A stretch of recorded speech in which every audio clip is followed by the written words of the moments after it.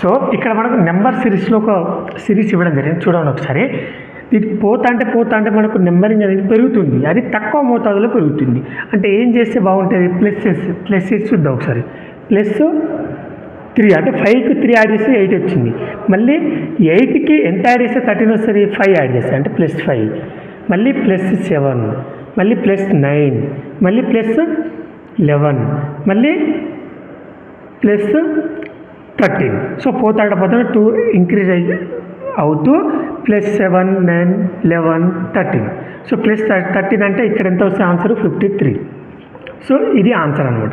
So ఇక్కడ మీరు గుర్తుంచుకోవాలి ఏంటంటే, ఎప్పుడైనా నెంబర్ సిరీస్ చేసేటప్పుడు ఒక గుర్తుపెట్టుకోవాలి, సిరీస్ చూడగానే మనకు ఇది ప్లస్లోకి వస్తారా, ఇంటూలో వస్తారా, డివిజన్లో వస్తారా, లేకపోతే స్క్వేర్లో వస్తారా, క్యూబ్లో వస్తారా అని చూసి గుర్తుపెట్టుకోవాలి.